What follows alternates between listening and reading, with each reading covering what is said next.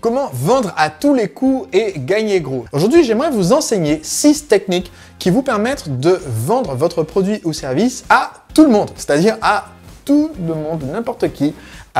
Comment faire pour vous adapter en fonction du prospect avec qui vous communiquez pour être sûr que votre produit ou service va faire mouche et donc vous permettre de gagner gros parce que au lieu de vous adresser à une petite audience de connaisseurs, vous pouvez transformer votre produit ou votre marque, la façon dont vous communiquez autour de votre produit ou votre marque pour communiquer avec beaucoup plus de personnes sur le marché.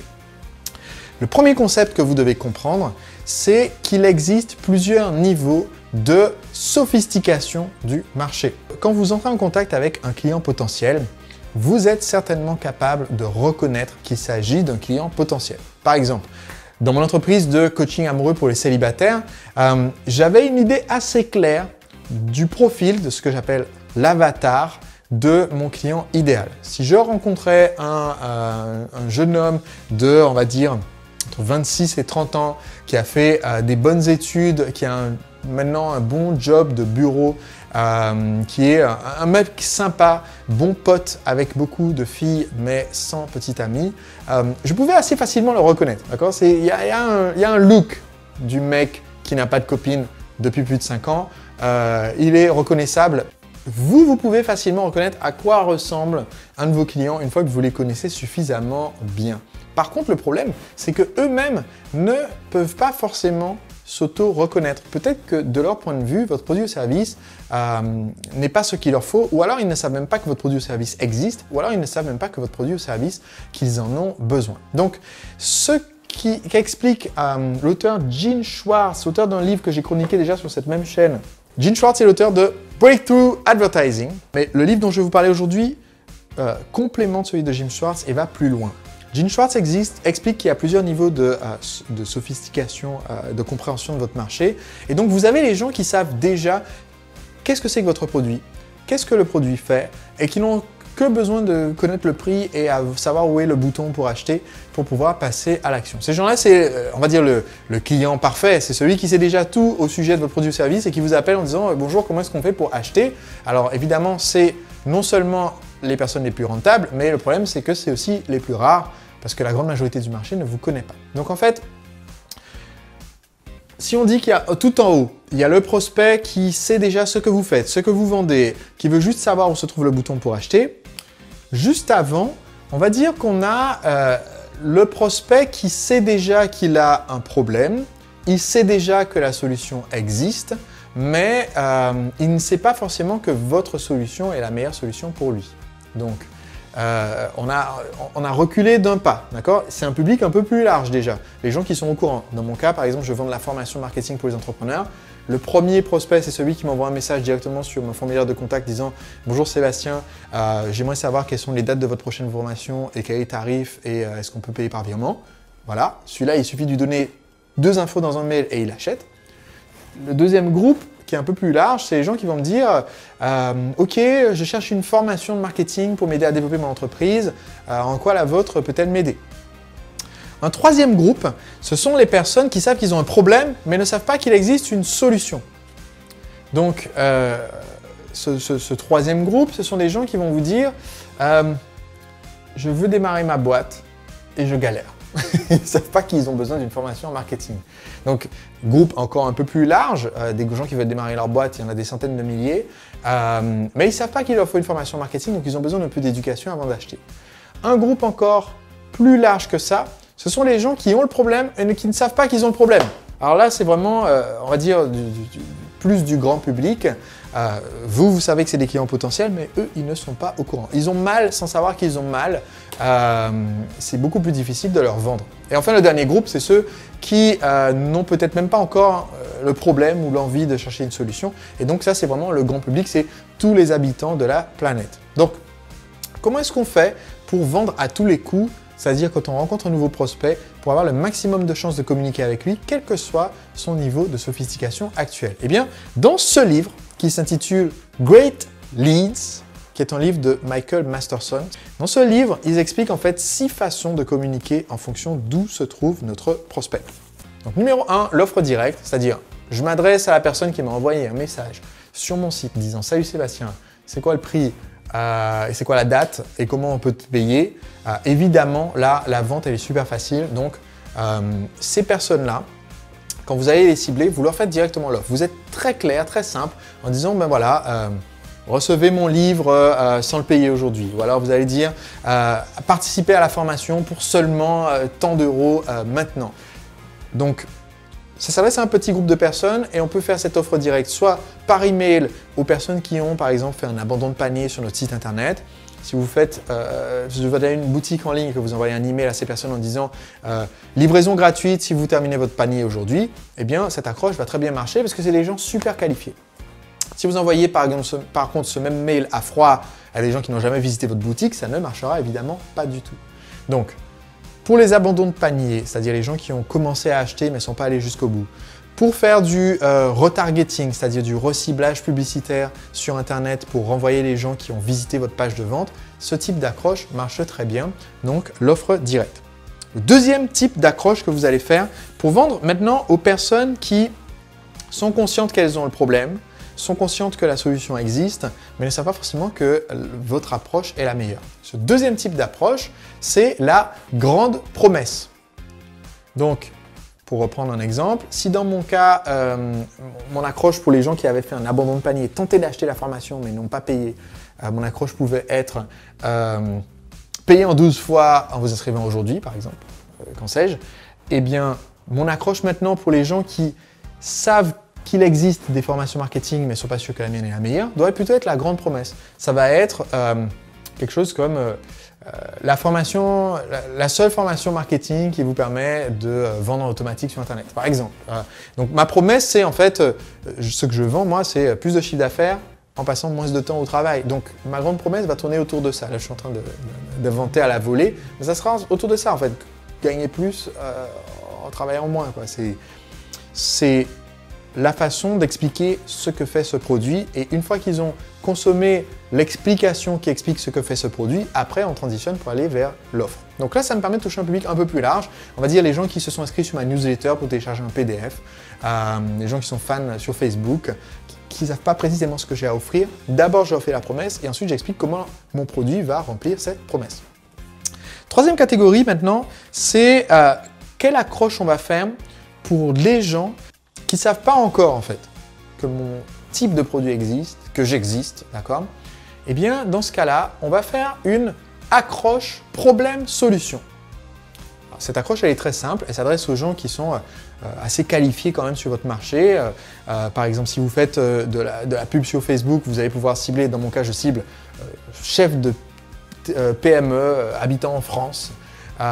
Si vous vendez des produits sur la parentalité, vous allez cibler des gens qui sont des parents d'enfants de moins de 5 ans, eh bien vous pouvez leur afficher une accroche du genre votre enfant ne fait pas ses nuits, découvrez comment retrouver enfin le sommeil.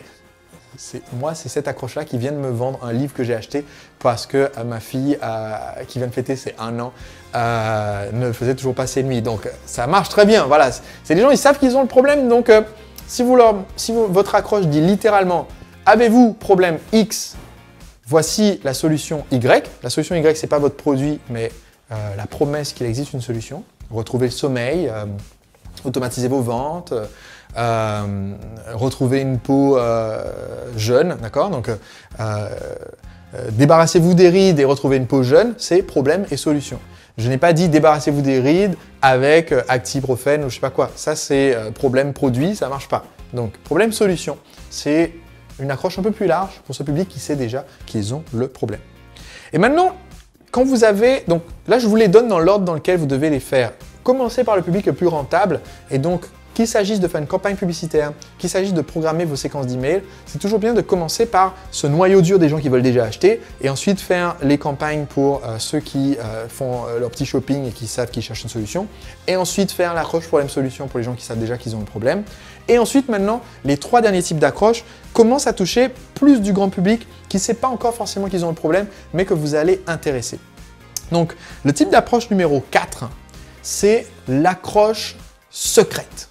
C'est-à-dire utiliser un secret comme façon d'accrocher les internautes, les prospects, avant de leur parler de votre produit ou service. L'auteur dans ce livre explique que quand il était vendeur, il faisait de la vente au porte-à-porte. Michael Masterson a la soixantaine, 70 ans à peu près. Et quand il a commencé à ses débuts, il faisait de la vente au porte-à-porte. Et il disait qu'en tant que stagiaire, il suivait un gars qui était un vendeur d'excellence. Et il a observé comment est-ce que ce gars réussissait quasiment systématiquement à vendre en fait ses produits ménagers à ses clients.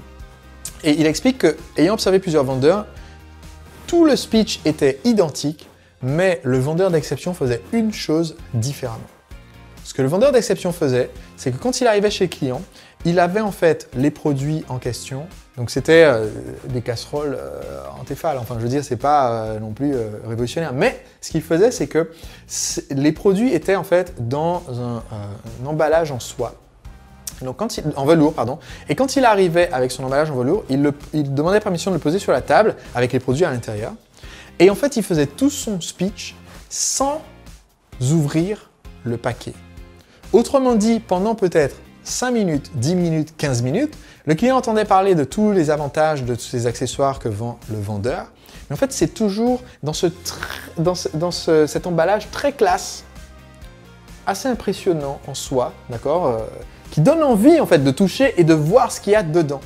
Et ce qu'il explique, c'est que la curiosité des gens montait de plus en plus avant d'avoir la révélation de voir ce qu'il y avait dedans. Et du coup, leur ressenti en voyant le produit était bien meilleur après avoir eu ce long temps d'anticipation et d'envie avant de le voir, parce qu'il y avait eu ce côté de curiosité et de secret. De la même façon, quand on va s'adresser à un public un peu plus large, ceux qui ont peut-être le désir caché, mais qui n'en sont pas particulièrement conscients, eh bien utiliser des secrets, ça peut être un très bon moyen d'accrocher leur attention. Alors on peut le faire littéralement dans le nom du produit, comme je fais avec mon livre « Le secret des entrepreneurs libres ». On peut le faire aussi avec l'accroche qu'on met sur notre site internet en disant ben voilà, découvrez le secret qui permet à des personnes comme vous de faire X, Y, Z. On peut aussi le faire en formulant différemment. L'auteur donne un exemple de message de vente utilisé par une société financière qui disait ce programme, après avoir connu un succès énorme, ce programme a été fermé pendant 4 ans pour les nouveaux investisseurs. Notre programme de royalties, donc le Chaffee Royalty Programme, qui transformait $1 en $50. Et en fait, l'accroche ne fait pas vraiment une promesse, elle ne dit pas « vous allez transformer $1 en $50 ». Elle dit juste « nous avions ce programme qui s'appelle le Chaffee Royalty Programme », donc c'est un programme qui paye des royalties apparemment, et qui transformait $1 en 50. Et en fait, dans tout le reste du message de vente, ils continuent de montrer les preuves de ce qu'ils avancent, mais ils n'expliquent jamais ce qu'est en réalité le Chaffee Royalty Programme. Et le client est obligé en fait de faire le premier pas et de prendre l'offre d'essai pour découvrir concrètement comment ça marche, qu'est-ce que c'est ce Chaffee Royalty Programme. Et en fait, c'est une très bonne façon de présenter ce qui était à la base simplement un programme d'investissement classique pour avoir des actions avec des dividendes.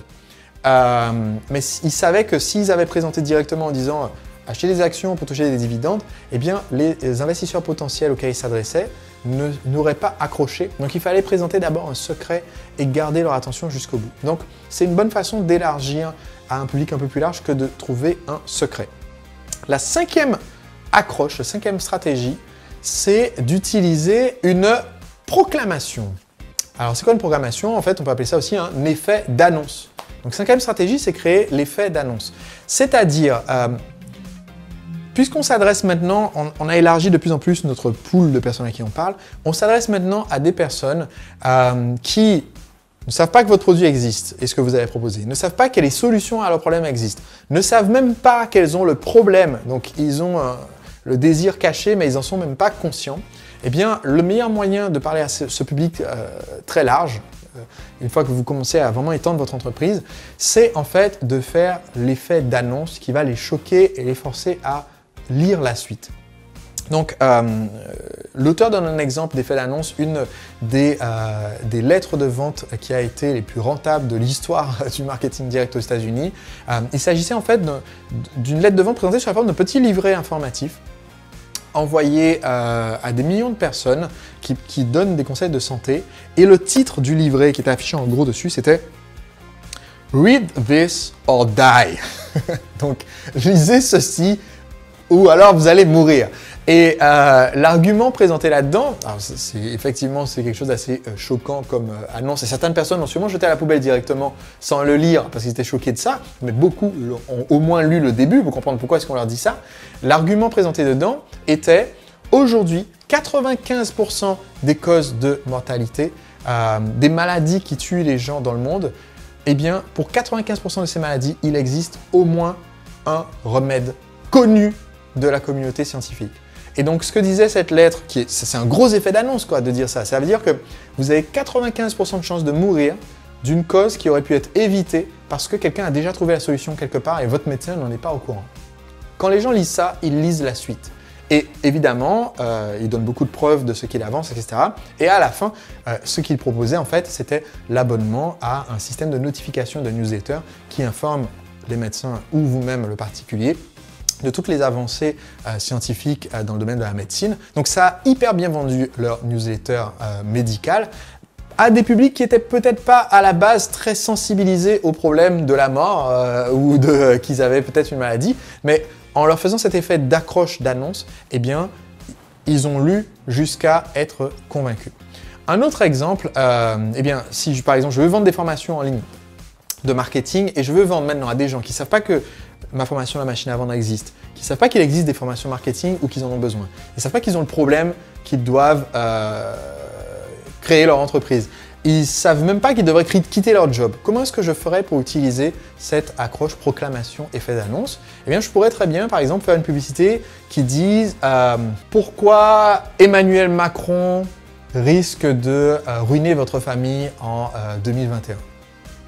Et là, les gens qui sont pour Emmanuel Macron vont cliquer parce que les gens aiment bien cliquer sur les trucs avec lesquels ils ne sont pas d'accord pour ce qu'on qui ne sont pas d'accord et donc ils vont au moins lire le début. Les gens qui sont contre Emmanuel Macron vont lire parce et les gens aiment bien cliquer sur les trucs avec lesquels ils sont d'accord. Et dans cette accroche, je pourrais expliquer, j'en sais rien, j'invente complètement là, je pourrais expliquer qu'il y a tel projet de loi qui a été annoncé dans son programme électoral et qui, s'il passe effectivement en 2021, risque de faire perdre leur job à X milliers de personnes. Et donc, pourquoi est-ce que c'est important que vous, préventivement, ayez un plan B, et le plan B, ça serait de créer son entreprise, et la meilleure façon de créer son entreprise, c'est de devenir entrepreneur libre, et pour devenir entrepreneur libre, il vous faut une formation. Donc vous voyez, plus on s'adresse à un public large, plus il nous faut maintenant d'éducation avant d'arriver à l'offre du produit. Donc, on a plein de rebondissements. Il faut réussir à vendre aux gens le concept qu'il y a une catastrophe qui va se produire ou un truc génial qui va se produire. Vendre aux gens qu'en préparation de cela, parce que ça aurait pu être très bien aussi, pourquoi Emmanuel Macron va rendre 17 000 Français millionnaires d'ici 2021, d'accord?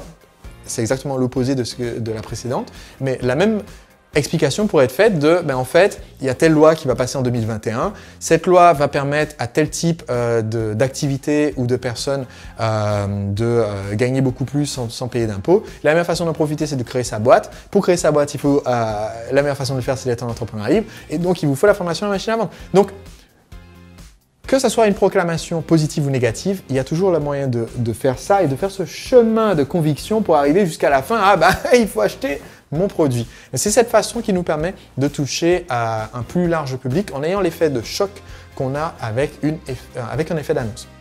Et enfin, la sixième et dernière technique qui permet de vendre notre produit à tous les coups. C'est-à-dire, quand je dis à tous les coups, ce n'est pas forcément à toutes les personnes qui voient votre message de vente, mais c'est d'être capable de le vendre même aux gens qui ne savent pas qu'ils ont envie, d'avoir besoin, d'avoir l'idée d'acheter un produit comme le vôtre. La sixième et dernière technique, eh bien, c'est de démarrer l'accroche par une histoire. C'est la sixième technique, c'est une histoire. C'est en fait de se dire, ce qui captive les gens le plus, c'est les histoires. C'est pour ça que les gens prennent des abonnements sur Netflix, c'est pour ça qu'on passe autant de temps cumulativement au cinéma ou à regarder la télé, c'est d'entendre raconter des histoires, et même quelquefois des histoires pas très passionnantes, parce que les gens qui regardent, je sais pas moi, les anges de la télé-réalité à Miami, c'est pas forcément les histoires incroyablement passionnantes, mais c'est un truc qui se déroule avec un début et une fin, donc les gens regardent. Donc, si on veut capter l'attention du grand public, une histoire, c'est un bon outil. Et sans doute en matière de marketing direct, le meilleur exemple qui a traversé plus d'un siècle d'histoire de ce type, c'est la fameuse publicité qui dit Ils ont ri quand je me suis assis au piano. 3 points de suspension. Mais pas quand j'ai commencé à jouer. Et là, cette publicité, qui est une des références en matière de marketing, a lancé en fait une des plus grosses sociétés d'enseignement musical aux États-Unis, qui galérait avant de réussir à avoir ce message. Ce message les a fait cartonner parce que en fait, les gens lisaient. Les gens se reconnaissaient dans ce côté, mes proches ont un petit peu ce dédain pour moi parce qu'ils pensent tout le temps que mes projets sont loufoques et que je ne vais jamais réussir. Et en fait, ça racontait l'histoire d'un gars où, quand il s'est assis au piano lors d'une fête, tout le monde a commencé un peu à rigoler, genre « et voilà, il va encore nous faire le malin ». Et en fait, quand il s'est mis à jouer, les gens avaient les larmes aux yeux tellement c'était beau. Il a eu un tonnerre d'applaudissements, une standing ovation quand il a fini. Ses amis lui ont dit « mais c'est pas possible, tu as joué en secret pendant des années pour arriver à être comme ça ». Et il dit « non, j'ai juste pris 30 jours de cours avec l'Institut de musique ». Bref. Cette publicité a convaincu des dizaines de milliers de personnes de se mettre à la musique, qui n'avaient pas l'intention de faire la musique, qui n'avaient pas de problème lié à la musique, qui n'avaient pas d'idée qu'il existait des cours de musique. Ces gens-là, le grand public, a été accroché par une histoire qui a su les fasciner. Et donc, si vous créez une histoire qui accroche, eh bien, vous pouvez toucher un public bien plus large que votre clientèle actuelle. Voilà donc les 6 types d'accroches qui vous permettent de vendre à tous les coups et de gagner gros en étendant votre clientèle au grand public.